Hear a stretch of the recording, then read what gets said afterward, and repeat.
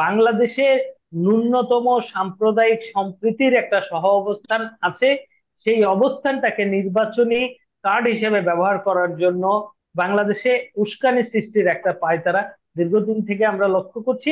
এটা শুধুমাত্র নির্বাচনে মেজরিটি পাওয়ার জন্য ভারতীয় জনতা পার্টির আহ একটা অপচেষ্টা বলে আমি বলতে চাই। 2014 সালে যখন এই নরেন্দ্র মোদী ক্ষমতায় আসলেন, ক্ষমতা আসার পরে আমরা হচ্ছে তার সেই যে উগ্র হিন্দুত্ববাদীর যে চেতনা, যেটা সেটা তিনি ভারত জুড়ে সেটিকে আসলে প্রতিষ্ঠিত করবার চেষ্টা করেছেন। আমি লক্ষ্য করছি যে দীর্ঘদিন থেকে বাংলাদেশে একটা সাম্প্রদায়িক দাঙ্গা সৃষ্টির চেষ্টা চলছে। হনুমান মূলত হচ্ছে দক্ষিণ ভারতের দেবতা।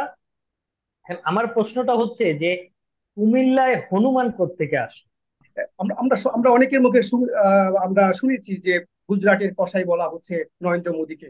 আমানুল্লাহ আমান এবং মঈনুদ্দিন খান, আপনাদের দুজনকেই স্বাধীন মিডিয়ার পক্ষ থেকে আমন্ত্রণ এবং শুভেচ্ছা জানাচ্ছি রাজনীতির মঞ্চ অনুষ্ঠানে।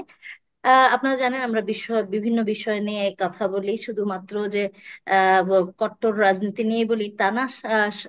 দেশে বিদেশে যা ঘটছে, আশেপাশে যা ঘটছে সব নিয়েই কথা বলি।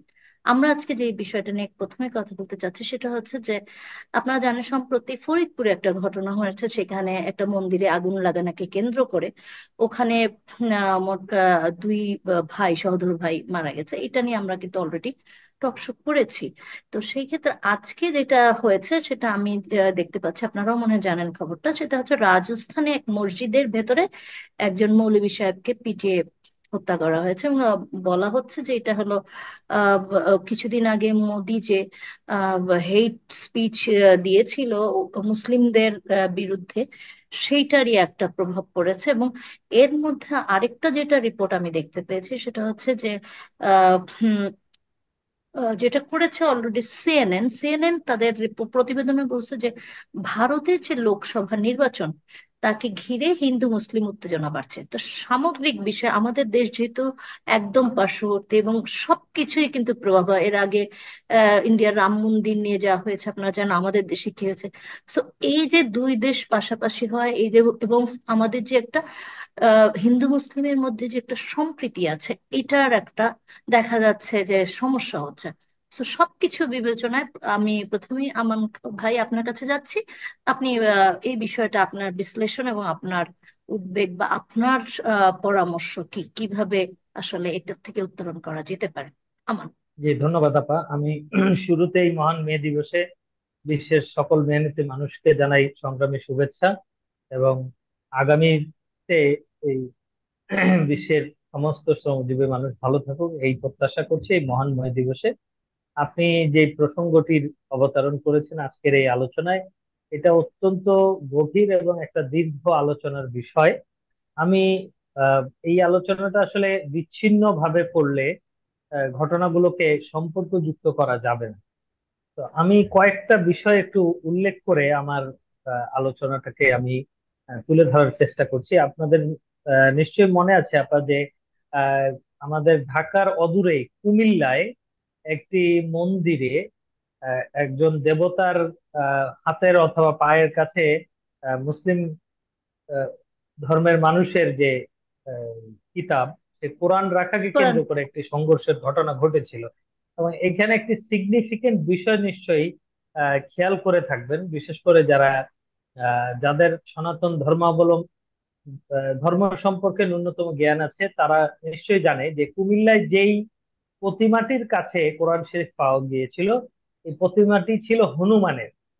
এবং বাংলার কোন অঞ্চলে, গোটা ভারতবর্ষের মধ্যে বাংলার কোন অঞ্চলে হনুমানকে পুজো করা হয় বলে কেউ জানেন না। হনুমান মূলত হচ্ছে দক্ষিণ ভারতের দেবতা। এখন আমার প্রশ্নটা হচ্ছে যে কুমিল্লায় হনুমান কোত্থেকে আসে? এই প্রশ্নটা কিন্তু তখন অনেকেই করেছিলেন। এই প্রশ্নটা তোলার মূল অর্থটা হচ্ছে যে এই দেবতাটাকে এখানে, এই প্রতিমাকে এখানে নিয়ে আসা হয়েছে উদ্দেশ্য প্রণোদিত ভাবে, কোনো একটি গোষ্ঠী এটা করেছে। একই সঙ্গে সম্প্রতি যেই ঘটনাটি ফরিদপুরে ঘটেছে, এটা অত্যন্ত দুঃখজনক এবং এটা নিন্দনীয়। এই জন্য এইটা শুধু এখন নয়, আমি রাজনৈতিক প্রতিবেদন করতে গিয়ে ঢাকা সহ বিভিন্ন জায়গায় যে ঘটনাগুলো ঘটছে সেগুলো আমাদেরকে প্রতিনিয়ত অনুসরণ করতে হয় কি ঘটছে, কি অগ্রগতি হচ্ছে, কি পেছাচ্ছে। আমি লক্ষ্য করছি যে দীর্ঘদিন থেকে বাংলাদেশে একটা সাম্প্রদায়িক দাঙ্গা সৃষ্টির চেষ্টা চলছে। দীর্ঘদিন থেকে এটা স্পষ্ট বোঝা যাচ্ছে। যে জায়গায় বাংলাদেশে বা বাংলা অঞ্চলে, বাংলাদেশে এবং বাংলা অঞ্চলে শত শত বছর যাবত হিন্দু মুসলিম একই সঙ্গে আছে, পাশাপাশি বাড়ি আছে। আমাদের ঢাকার যে পুরান ঢাকার যে এলাকা আছে সেখানে আমি অনেকগুলো জায়গা দেখেছি যে রাস্তার বাম পাশে মন্দির, ডান পাশে মসজিদ। ওই জায়গায় ওই মন্দিরে পুজো হচ্ছে, আবার মসজিদে যখন নামাজ হচ্ছে তখন মন্দিরের লোকজন পুজোর গান ইত্যাদি ইত্যাদি বন্ধ রাখছে। একই সঙ্গে আবার আমরা দেখেছি যে পুজোর সময় ওই যে গান বাজায় ওনারা, এটার একটা টাইমিং করা আছে যাতে মুসলিমদের নামাজের সময় সমস্যা না হয়। নামাজে যাওয়া সমস্যাটা না হয় বা আজানের সমস্যাটা না হয়। তো এই সম্প্রীতিটা আসলে শত বছরের একটা চেষ্টা। এবং একই সঙ্গে আপনি যে এই তথ্যটা দিলেন যে সিএনএন যেটা বলছে, আমি মনে করি যে এইটা হচ্ছে একটা মানে ভোটের উস্কানি, ভোট পাওয়ার একটি উস্কানি। কারণ হচ্ছে যে এই ভারতের নির্বাচনী প্রক্রিয়াটা শুরু হওয়ার, ভোট গ্রহণ প্রক্রিয়া শুরু হওয়ার আগে ভারতের বর্তমান প্রধানমন্ত্রী এবং যিনি ভারতীয় জনতা পার্টিকে নেতৃত্ব দিচ্ছেন, নরেন্দ্র মোদী, তিনি ঘোষণা দিয়েছেন যে বিগত নির্বাচনের চাইতেও অধিক সংখ্যক আসন পেয়ে উনি এবার জয়ী হবেন। এবং সেটা সেই জায়গায় উনি বলেছেন যে প্রায় 400-র মতো আসন উনি পাবেন বলে উনি দাবি করেছিলেন ওনার বক্তব্য। তো আমরা যেটা দেখেছি যে ভারতের সর্বশেষ লোকসভা নির্বাচনের আগে পাকিস্তানের সঙ্গে ভারতের একটি উত্তেজনাপূর্ণ পরিস্থিতি তৈরি হয়েছিল, যে যে কোনো সময় ভারত পাকিস্তান যুদ্ধ হুম শুরু হুম। হয়ে যেতে পারে। না, আমি মনে করি, আমি তখনও আমার সহকর্মীদেরকে বলেছিলাম যে এটা শুধুমাত্র একটি আইওয়াস। পাকিস্তানের প্রধানমন্ত্রীর সঙ্গে একটা সমঝোতা বা একটা বোঝাপড়ার ভিত্তিতে নরেন্দ্র মোদী এই জিনিসটা করছেন। তার দলের যে দর্শন, হিন্দুত্ববাদী দর্শনের পক্ষে একটা জনমত সৃষ্টি করার জন্য বা একটা জনমতের জোয়ার সৃষ্টি করার জন্য। আপনি জানেন যে আপনার বিজেপির নেতৃত্বে যে জোট আছে তার বিপরীতে ভারতীয় জোট নামে আহ, জোট ইন্ডিয়া নামে একটি জোট গঠন হয়েছে, যার নেতৃত্বে আছে ভারতীয় জাতীয় কংগ্রেস। এবং হুম। এখানে সবচাইতে সিগনিফিকেন্ট বিষয় হচ্ছে যে সেই জোট ইন্ডিয়ায় অন্যতম নেতাদের মধ্যে বা দলের মধ্যে আছে যে পশ্চিম বাংলার তৃণমূল কংগ্রেস, যে দলটি এখন পশ্চিম বাংলার আহ, শাসনে আছেন বা নির্বাচিত হিসেবে আছেন। একই সঙ্গে হচ্ছে দিল্লির আম আদমি পার্টিও সেই অল ইন্ডিয়া জোটে আছেন।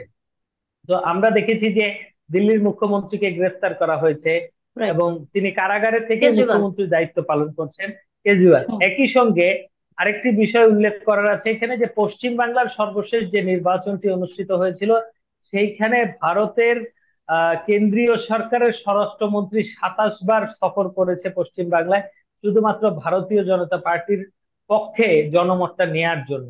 তখনও বাংলাদেশে এই ভারতের এই রাজ্যসভার নির্বাচন নিয়ে অনেক আলোচনা হচ্ছিল।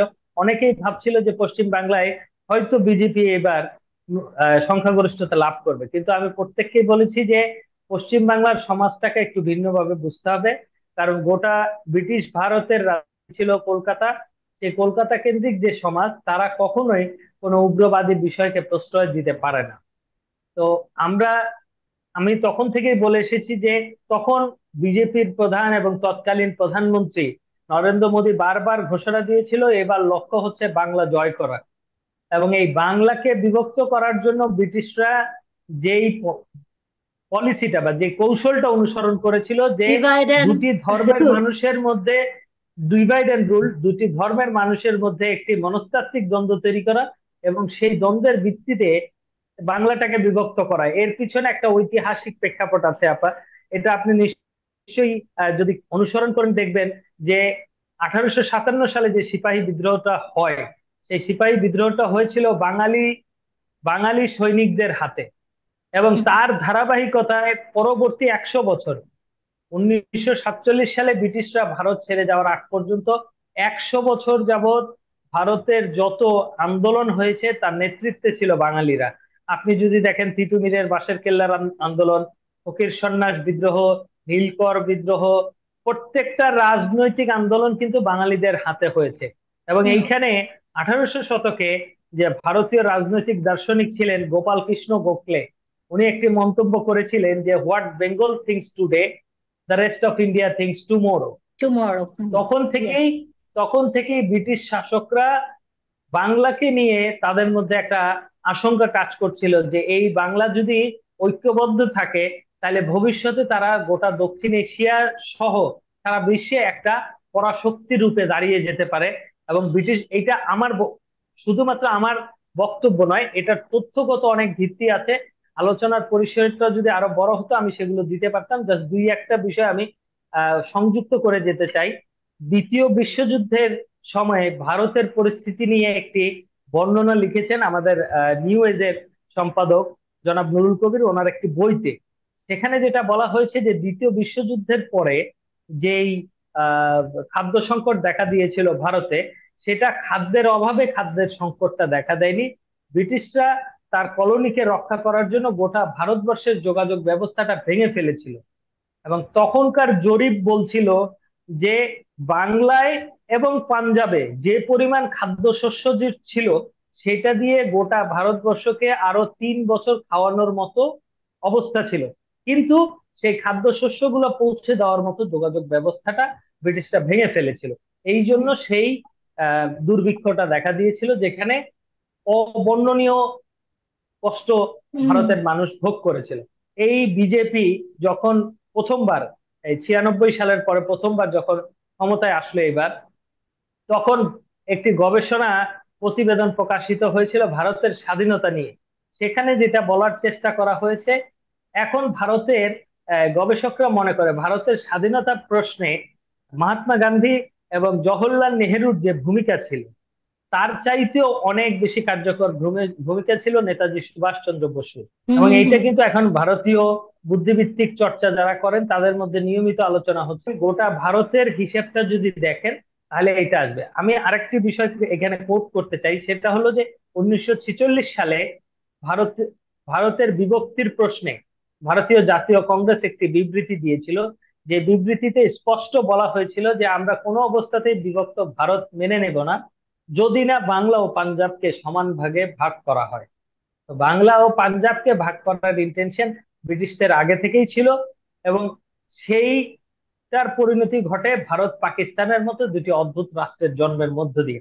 আমি অদ্ভুত শব্দটা এই জন্য বললাম, ভারতকে বলা হয় বৃহত্তর গণতান্ত্রিক দেশ, কিন্তু এই লোকসভা নির্বাচনকে কেন্দ্র করে ভারতের যারা আহ, রাজনৈতিক বিশ্লেষক আছেন তারা আশঙ্কা করছেন এই নির্বাচনে যদি ভারতীয় জনতা পার্টি সংখ্যাগরিষ্ঠতা লাভ করে এবং নরেন্দ্র মোদীর নেতৃত্বে নতুন সরকার গঠিত হয়, তাহলে এই গণতন্ত্র নির্বাসিত হতে যাচ্ছে। এবং খুব সম্ভবত ভারতের মানুষ সেই পথেই হাঁটছে বলে তারা আশঙ্কা প্রকাশ করছেন। আমি হুম। এই কথাটাকে একেবারে সারসংক্ষেপ হিসেবে বলতে চাই যে বাংলা অঞ্চল এবং বাঙালিদেরকে নিয়ে মূল ভারতের যে একটা নাকুচু বা একটা নাক সিটকানোর ব্যাপার ছিল, সেটা এখনো অব্যাহত আছে। এবং সেই আহ অব্যাহত রাখার জন্য তারা যে হাতিয়ার হিসেবে ব্যবহার করছে এই ধর্মীয় বিষয়টাকে, বাংলাদেশে ন্যূনতম সাম্প্রদায়িক সম্প্রীতির একটা সহ অবস্থান আছে, সেই অবস্থানটাকে নির্বাচনী কার্ড হিসেবে ব্যবহার করার জন্য বাংলাদেশকে এবং বাংলাদেশে উস্কানি সৃষ্টির একটা পায়তারা দীর্ঘদিন থেকে আমরা লক্ষ্য করছি।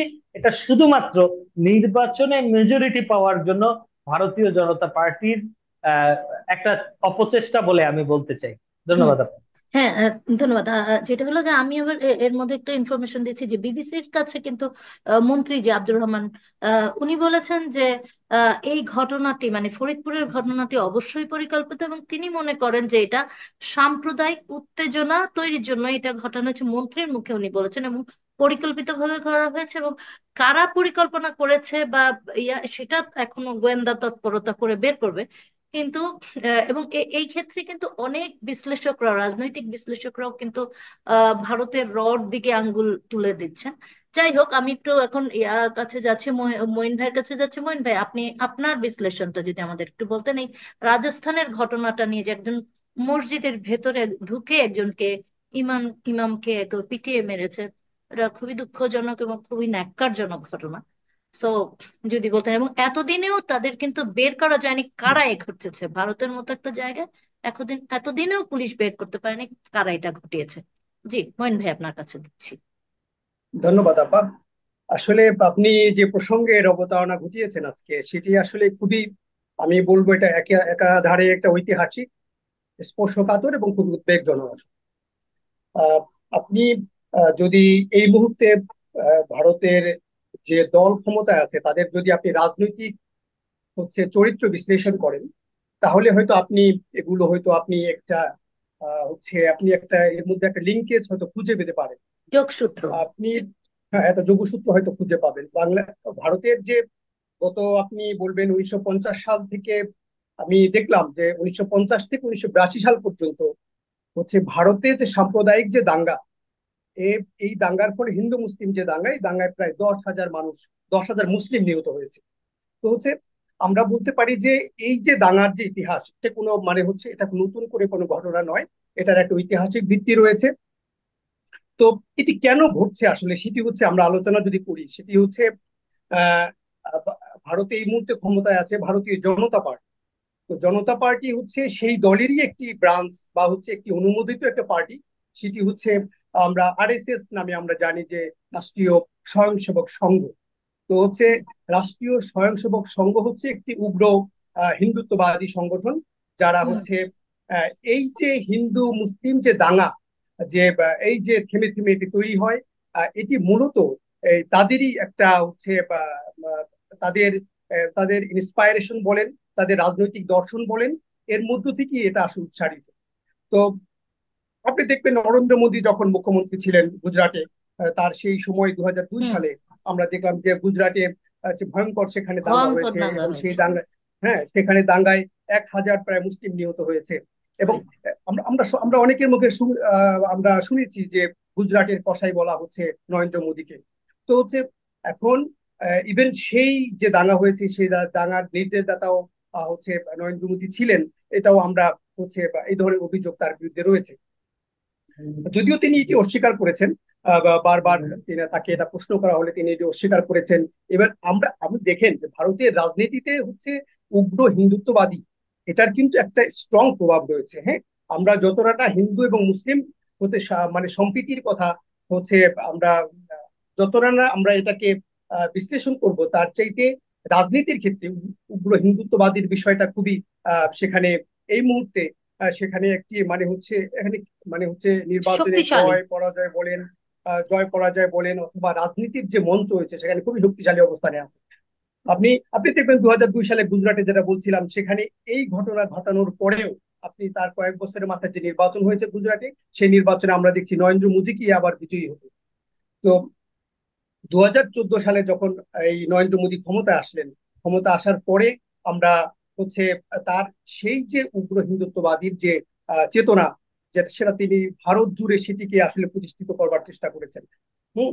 তো আপনি জানেন যে তার মন্ত্রিসভায় যাদেরকে তিনি প্রমোট করেছেন, তাদেরকে যিনি বা তার তার সরকারে যাদেরকে তিনি নিয়োগ দিয়েছেন, তাদের অধিকাংশই কট্টর হিন্দুত্ববাদী চেতনায় তারা মানে ওই ধরনের তারা চিন্তা মন চেতনার লোক। মানসিকতার এবং ওই ধরনের। মানসিকতা। এবং তিনি এর পরের নির্বাচনে 2019 সালের নির্বাচনের পরে আপনি দেখবেন যে তিনি কাশ্মীরের স্বায়ত্তশাসন তিনি বাতিল করেছেন। তার মানে যে তিনি মুসলিমদের যে একটা দমিয়ে রাখার যে একটা প্রয়াস, তিনি আসলে সেটা সবসময় চালিয়েছেন।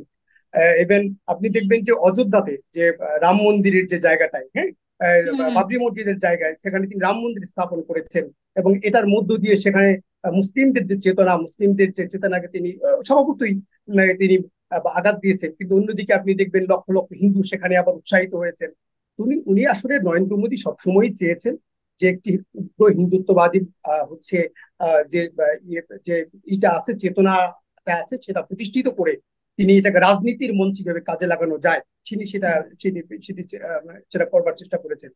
আমান যেটা বলেছে যে, আমান এটাই বলার চেষ্টা করেছে যে আসলে এটা রাজনৈতিক যে বৈতরণী, এখন লোকসভা নির্বাচন চলছে, আপনি জানেন প্রথম দফার ভোট হয়ে গেছে এবং মে মাস জুড়েই সেখানে নির্বাচন চলবে। জুনে সম্ভবত ফার্স্ট উইকে এটা রেজাল্ট হওয়ার কথা রয়েছে। তো আপনি জুনের আহ, 4 তারিখের আপনি রেজাল্ট হবে। হ্যাঁ। দ্বিতীয় দফা তো মনে হয় এই তো এই মাসের 6 তারিখে মনে হয়, দ্বিতীয় তারিখ হুম বা হুম। আহ, তো তো মানে এনিওয়েজ। হ্যাঁ। হুম। হুম। তো এই যে আপনি হচ্ছে যে মৌলবী যে তাকে মেরে ফেলা হয়েছে, যেটাকে রাজস্থানে আপনি বললেন, আমার আমার ধারণা যে এটার সাথে রাজনীতিরই একটি যোগসূত্র আছে। কারণ হচ্ছে ওই মৌলবীর হচ্ছে আমি দেখলাম, আপনি বিবিসি রিপোর্টটাতে আমি দেখলাম যে ওই মৌলবী খুবই সজ্জন হিসেবে পরিচিত, এবং হিন্দু এবং মুসলমান সবার কাছে তিনি আসলে একজন ভালো মানুষ হিসেবে পরিচিত ছিলেন। হুম। কি কারণে তাকে মেরে ফেলা হয়েছে আসলে এই কারণটা কেউ জানেন না। হ্যাঁ, এবং ওই রাত 3টার সময় তাকে তিনজন হচ্ছে মুখোশধারী লোকজন গিয়ে সেখানে তাকে হত্যা করেছে।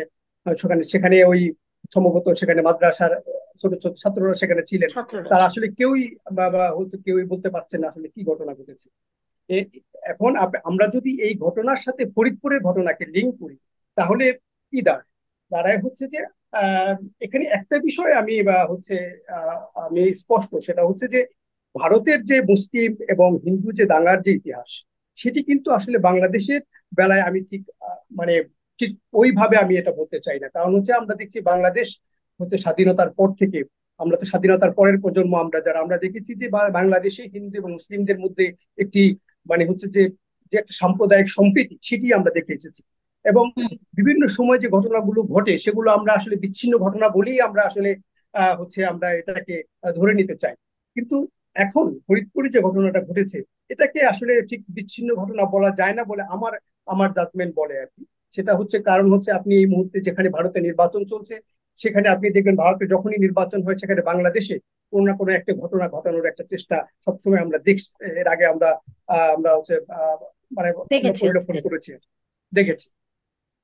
তো আপনি ভারতের এই নির্বাচনের সাথে ফরিদপুরের এই ঘটনা আপনি দেখবেন যে দুইজন নির্মাণ শ্রমিক হচ্ছে পাশের স্কুলে তারা কাজ করছিল, তাদেরকে ধরে এনে, হ্যাঁ, যেভাবে নির্মম ভাবে পিটিয়ে হচ্ছে হত্যা করা হয়েছে, এটি খুব সাধারণ ঘটনা না আসলে। হ্যাঁ, তো ইভেন তাই না, এবং সেখানে এত উগ্র হচ্ছে একটি অবস্থা সেখানে রূপ নিয়েছিল। আপনি জানেন যেখানে পুলিশকে পর্যন্ত মারা হয়েছে, এবং হুম হুম। কিছু হচ্ছে যারা যারা হচ্ছে প্রতিনিধি ছিল আমাদের হচ্ছে বা আমাদের কি বলে জনপ্রতিনিধি ছিল, তাদেরকেও কিন্তু সেখানে তাদেরকে গুম করে ফেলা হয়েছিল। পরে পুলিশ অভিযান চালিয়ে তাদেরকে উদ্ধার করেছে। মানে সেখানে ঘটনা খুবই বিভৎস ছিল এবং খুবই নৃশংস ছিল। তো আমার আমার আমার যেটা ধারণা, এটাকে হয়তো এটাকে আহ, আমি এটা এটা এটা খুবই খুশির সংবাদ যে এই ঘটনাকে কেন্দ্র করে এখন পর্যন্ত হিন্দু মুসলিম কোনো দাঙ্গা সেখানে তৈরি হয়নি। হুম। তো হচ্ছে সরকারের তরফ থেকেও আসলে ইস্যুটাকে বলা হচ্ছে যে পরিকল্পিত ঘটনা। আপনি যেটা বললেন বিবিসিতে যেটা বলা হয়েছে, মন্ত্রী হুম। আব্দুর রহমান উনি বলেছেন যে এই ঘটনাটি খুবই পরিকল্পিত। আমার কাছেও তাই মনে হয় যে পরিকল্পিত ঘটনা। কিন্তু এটাকে যে খুব দ্রুত সময়ের মধ্যে একটু সামনে আনা, কেন এটা ঘটেছে, কারা দায়ী, এবং তাদেরকে শাস্তির মধ্যে নিয়ে আসা, এটা খুবই প্রয়োজন আসলে। কারণ আমরা কেউই অন্তত আমাদেরই বাংলাদেশে হিন্দু এবং মুসলিমদের মধ্যে যে সাম্প্রদায়িক যে সম্প্রীতি রয়েছে, আমরা সেটিই দেখতে চাই এবং পুরো দাঙ্গা দেখতে চাই না। হ্যাঁ, রাইট। আমরাও তাই মনে করি যে কোন রকম, হ্যাঁ, এটাই আমি ধন্যবাদ দিব ওইখানকার প্রশাসনকে এবং ওখানকার জনসাধারণকে যে তারা এখন পর্যন্ত, তারপরেও বলা হচ্ছে যে আগামী শুক্রবার ওইখানের তটস্থ রয়েছে প্রশাসন, যে শুক্রবার একটা ওইখানে একটা কিছু হতে পারে, কারণ এর মধ্যে কিন্তু রাস্তা আটকে কিন্তু ওখানে বিক্ষোভ করা হয়েছে এবং সেখানে পুলিশের সাথেও প্রচন্ড মারপিট হয়েছে, আপনারা জানেন। যাই হোক, তারপর আমরা আশা করি আমাদের মানুষরা ভারতের ভালো কিছু। ভারতের বিষয়টা সম্পূর্ণ কিন্তু আলাদা। হ্যাঁ, তো হচ্ছে ভারতে কিন্তু এই যে হিন্দু মুসলিম দাঙ্গা, অথবা এই যে এই দাঙ্গার সাথে যে রাজনীতির যে যোগসূত্র, এটি কিন্তু খুব মানে হচ্ছে গত 60-70 বছর বা তারও আগে থেকে এটা হয়ে আসছে। তো আপনি দেখবেন 2020 সালেও আমরা দেখেছি যে দিল্লিতে হচ্ছে বা আপনি জানেন যে সেখানেও সাম্প্রদায়িক মানে হচ্ছে সেখানে হাঙ্গামা হয়েছে, সেখানে হুম হুম। মারামারি হয়েছে, সেখানে প্রায় 50 জন মুসলিমকে হত্যা করা হয়েছে। তো নাগরিকত্ব যে আইনটা, সেই আইনকে আইনটা, কেন্দ্র করে। হ্যাঁ।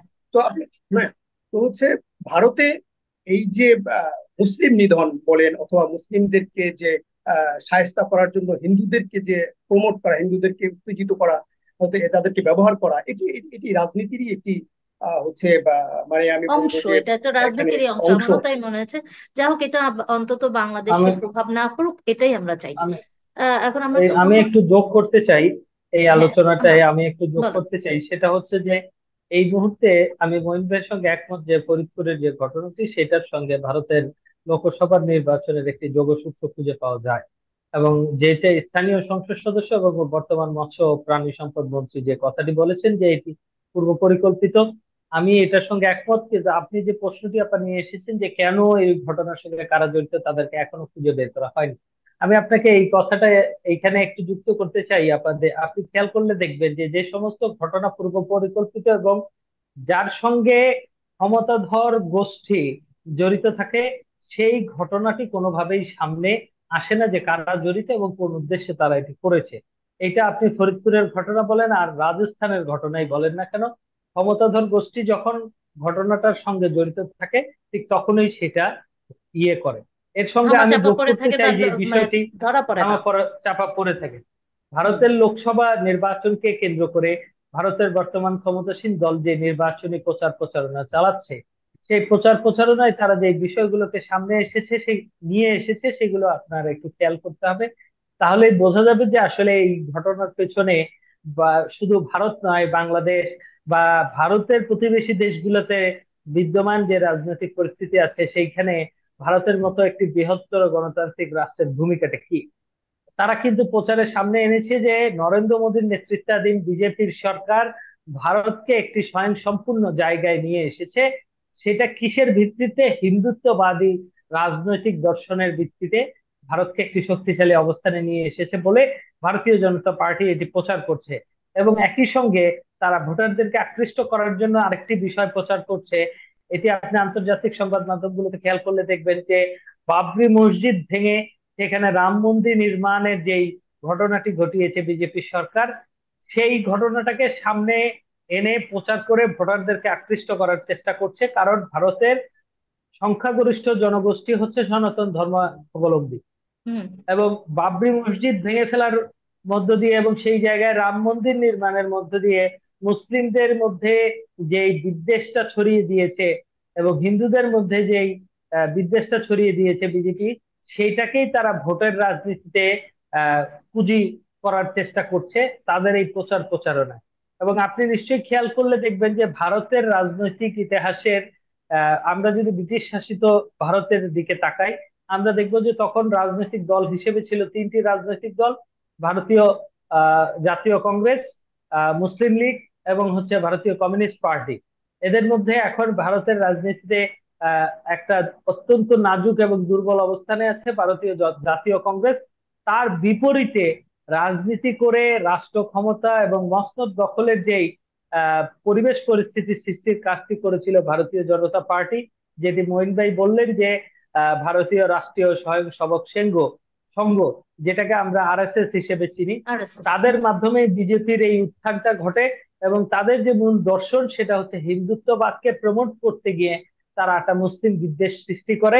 এই মুসলিম সংখ্যাগরিষ্ঠ জনগোষ্ঠী দেশগুলোতে যখনই সংখ্যালঘু হিসেবে ভারত যেটাকে বোঝাতে চায় যে হিন্দুদের উপরে হামলা, আক্রমণ ইত্যাদির বড় ধরনের কোনো ইনসিডেন্ট যদি ঘটে বা কোনো অপ্রীতিকর ঘটনা ঘটে, সেটাকে লোকসভা নির্বাচনে ট্রাম্প কার্ড হিসেবে ব্যবহার করে ভারতীয় জনতা পার্টির ঘোষিত সেই 400 আসন জয়ী হওয়ার যে চেষ্টা, সেটার সুফলটা নেওয়ার জন্য আসলে প্রতিবেশী রাষ্ট্রগুলোর মধ্যে ভারত এই ধরনের কোন নেতিবাচক কর্মকাণ্ড পরিচালনা করছে কিনা কোনো গোষ্ঠীর মাধ্যমে, এটি আসলে সংশ্লিষ্ট দেশগুলোর এই ব্যাপারে আসলে সতর্ক খতিয়ে দেখা দৃষ্টি উচিত রাখা বলে আমি উচিত, আপনার সাথে একমত প্রকাশ খতিয়ে করছি। দেখা উচিত।